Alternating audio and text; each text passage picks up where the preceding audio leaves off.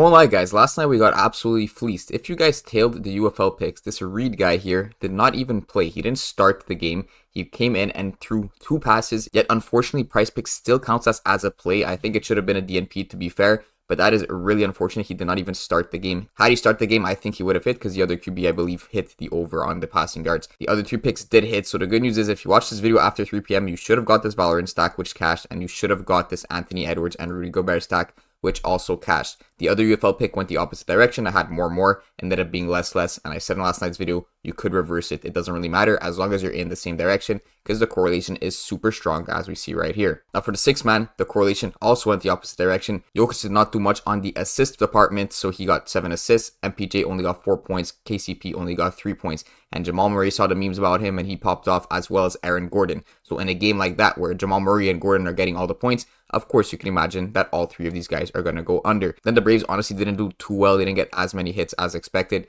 Riley only got 2 plate appearances, so he got a reboot. Olsen did not hit. And funnily enough, of all the props that hit in the slip, Ozuna ended up cashing with the demon prop. So on the Denver stack, you can see we took all the overs and it did not cash. But last time, as you guys saw, it did cash the exact same version of the slip over on the assists and over on KCP and MPJ's points. So you can see just how correlated this is. I played this in the past 2 games and you can see it went all green or all red in both cases. So we're going to get onto the board and I'm going to be building up 2 more slips tonight. It's going to be 10 player props. First one is going to be a 4 power and the second one is going to be a 6 man. The first pick I'm going to go with is actually Donovan Mitchell. He's the most popular pick on the board right now. 25,000 people are likely on his over because he has been absolutely crushing this recently. Now, I was going to take his under 41.5 PRA, but it literally just got bumped to 40.5 as I was recording this video. So I know a lot of you are probably on his over 41.5 already. So if you loved it at 41.5, you're probably going to love it at 40.5. And the reason I was going on the under originally, because if you go check every sports book, Donovan Mitchell's line is set at 40.5. He has juice towards the over at 40.5, so that is a good sign. But at 41.5, it's actually too high. So it sounds crazy, only 1 point rebound assist, but that's actually a massive difference.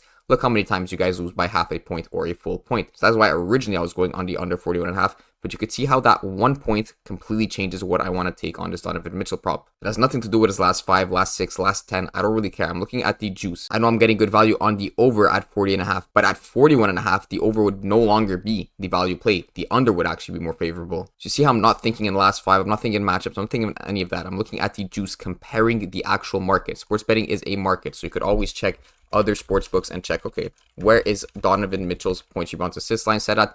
See another data point here at 40.5 that tells us he is more favored to go over. And I know he's more favored to go over because sportsbooks kind of signify this with their line. So minus 120, minus 110. If you don't understand why he's more favored to go over, the sportsbooks price their lines with the higher the minus, the more likely it is to occur. So over 40.5 at minus 120 is more negative, meaning more likely to happen than the under 40.5 at minus 110. So that's 2 data points telling you the 40.5 is favorable towards the over. And I'm sure if you check some other sportsbooks, it's going to be quite similar. Check your outlier, check your props.cash. You're going to see that his over is actually the correct play, but it's not the correct play because of the last 5. It's just the correct play because you're looking at other data points in the sports betting industry and you're getting a decent line. Like I said, at 41.5, I would have taken the under. If I would have filmed this an hour ago, I would have been telling you guys to take the under at 41.5. So you could just see how every point matters when you're taking your props. Now, on top of this, Donovan Mitchell might not even play tonight. He is questionable, but it doesn't really matter. If he does not play, it's just going to be a DNP, and the next 3 props are going to be from the same game. So this slip will just completely be canceled if Donovan Mitchell does not play. If he does play, we're getting decent value here on the 40.5. On top of that, he is a star player. So if you guys don't know, Prizepicks is running a promo where basically if you have a star player in your entry, you're going to get 10% of your winnings back as promo funds. So let's say I put $10 on this to win 100. If the slip does end up cashing, they're going to give me $10 free of promo money tomorrow at noon. That is going to be the first pick. But quick side note, if Donovan Mitchell ends up being ruled out and you see it very quickly, you want to be on Garland's over 15.5 points.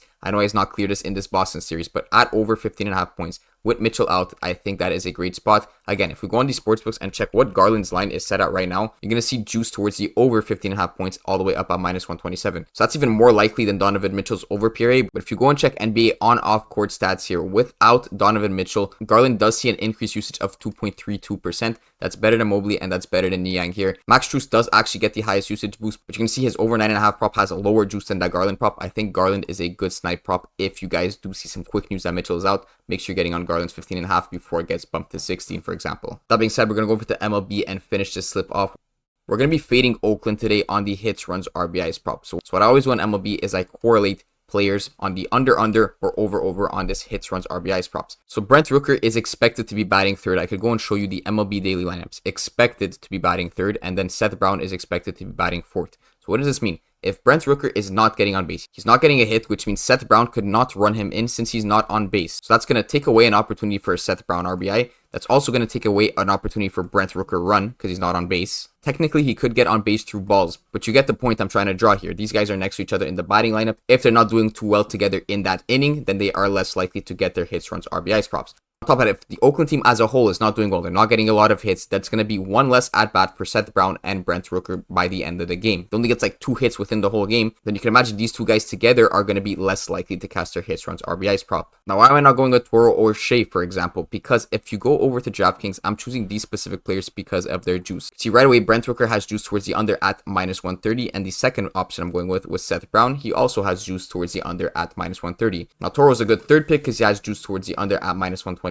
Remember, the higher the juice, the more likely it is for it to happen. So that's why I'm going for these top 2 props because they're slightly more likely to go under compared to Toro and compared to Shea here, who also has -125 juice towards under. You can see that's 4 players on Oakland that have juice towards the under. So like I said, if they're not getting a lot of hits, you're not going to expect Seth Brown or Brent Rooker to get their hits, runs, RBIs props. Now, building off this, if Oakland is not doing well, who is going to be doing well on the other team? Well, they're pitchers. So technically, we could go to pitcher strikeouts here and find the Houston pitcher. Tonight it is Spencer Arrighetti here, but if you go and put him on the over strikeouts, which makes sense, right?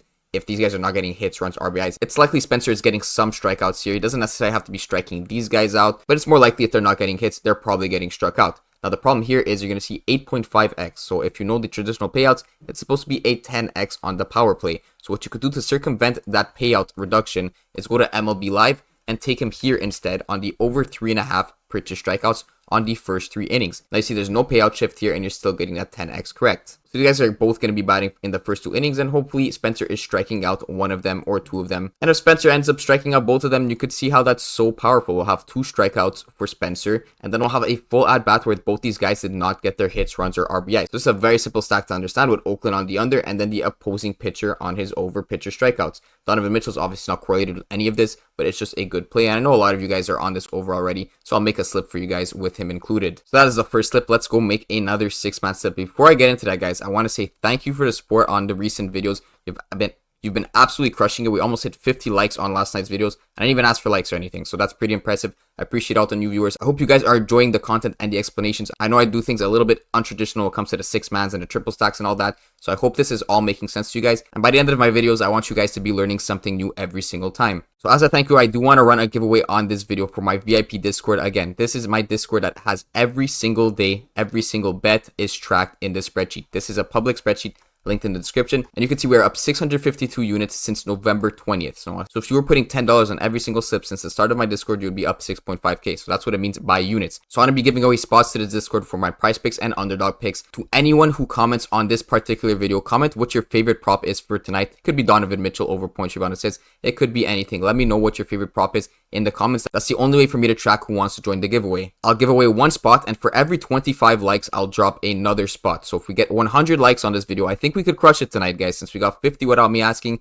if there's enough views on this video, let's try to crush 100 likes, and I'll give away 5 spots in tomorrow's video. So make sure you leave your comment and subscribe so you do not miss tomorrow's video to see if you are the winner. And if you don't care for the giveaway and you still want to get in for free, use any of my affiliate codes on Sleeper, Underdog, or Dabble with code OddsJuice right here, and then email me at info@oddjuiceinc.com or just DM me on Instagram at OddsJuice showing me proof that you signed up and deposited using my code. Now back to the picks, I'm going to be going with a triple stack, and it's going to be a similar one to the one I used last time that we cashed as 25x on Saturday. So it's going to be on the Dallas Mavericks, but tonight I'm actually going with the overs, and I'm going to be swapping out one player. We're not going to be going with Gaffer tonight. We're going to go with Derek Lively on his over 6.5 points. Then we're going to go with Tim Hardaway again, but tonight we're going with his over 1.5 3 points made rather than just his points prop. Unfortunately, I was looking at 7.5, but as I was recording, it got bumped to 8. But the 3 points made is still good, as I'll show you in a bit. Now for Doncic, again, we're going to do something a little bit different. I don't like him at 9 assists. I think it's too high. At 8.5, I would have loved to grab this over. But to circumvent the fact that I'm not liking his assists, I'm going to go with something quite similar that is very correlated with his assists. Of course, his rebounds assist line on the over 18.5. Now let's start with the juice on all these players. Now first of all, Tim Hardaway Jr. over 1.5 3 points field goals made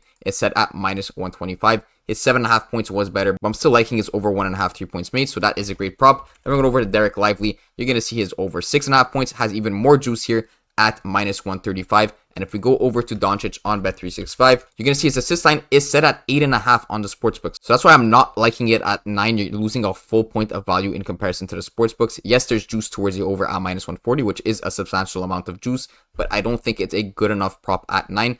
So as I said, I'm going to get around this with his rebounds assist prop, and look at that, at 18.5, which it is set on Prizepicks, we're getting a -130. So yes, it's not exactly the same as just taking assists, but it's pretty close. I mean, of these 18.5 rebounds assists, he's going to get about half of those from assists. So it's a very correlated prop, and there is juice towards the over at 18.5. Now, if you haven't watched my previous videos, why does this make sense? Well, because Derek Lively is a very heavily assisted player. You're going to see about 81% of his field goals made are going to be assisted. So if he's scoring points, it's likely that someone is assisting, and Doncic is that main assister on the team. Of course, there's other players that are going to be getting assists, but the point is, if Doncic is having a very, very good assisting game, Lively is more likely to go over 6.5 points. On top of that, he had great juice, as I just showed you. Tim Hardaway has 77.8% of his field goals made assisted, but 86% of his 3-point mades are going to be assisted. Again, if he's scoring those 2 3-pointers, likely both of those are going to be assisted, and we're hoping at least one of those are going to be assisted by Doncic. So you can see how this makes sense, and you can see how something similar on the all unders cashed last time, when Doncic only got 5 assists. Of course, Gafford and Tim Hardaway are more likely to go under the points props because they rely heavily on assists. Now we swapped Gafford, who had 76.1 of his field goals made assisted, with Lively, who has 81% of his field goals made assisted. So it's technically an even better prop, and the reason I didn't go with Gafford, by the way, if you are wondering, is his 9.5 points does have juice towards the under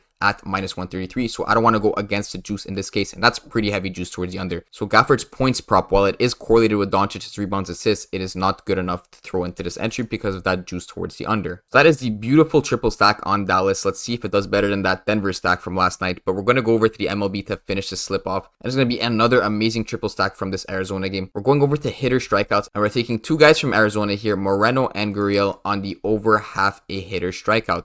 If we go over to DraftKings, you're going to see the reason I'm going with the overs is because Moreno has juice towards the over here at -120, and Gurriel also has juice towards the over at -120. So they're both more favored to go over their hitter strikeouts rather than under. So this isn't good on its own. It's not really correlated, but it's when I add this last player here from MLB Live on his over pitcher strikeouts that it becomes very good. Arizona is up against Cincinnati tonight, so if Ashcraft is hitting this over 1.5 pitcher strikeouts within the first 2 innings, there's going to be maybe 7-8 batters within the first inning, so there's a very, very high likelihood that either one of these guys are getting struck out. Now, best case scenario, of course, is 2 strikeouts and then both these guys get struck out, but obviously that is a perfect scenario. Realistically, as long as 2 of these guys cash within the first 2 innings, then we're just waiting on that last strikeout on Moreno, for example. Now, one thing to consider is that Moreno is actually expected to be batting 8th, so how does this make sense if we're taking first 2 innings? Well, realistically, within the first 2 innings, there's going to be at least 6 batters, so as long as there's a combination of at least 2 walks or hits, then Moreno will be batting within the first 2 innings. If he doesn't end up batting, it's not that big of a deal because Gurriel will for sure be batting within the first 2 innings, and we could hope that Ashcraft strikes him out and does cash the first 2 innings prop, and then Moreno could just get struck out throughout the game. He's still going to have 4 or 5 at-bats. So there you have it, a triple stack on Dallas, a triple stack on the Arizona-Cincinnati game. Make sure you comment, like, and subscribe for tomorrow's giveaway. This is going to be the second slip for tonight.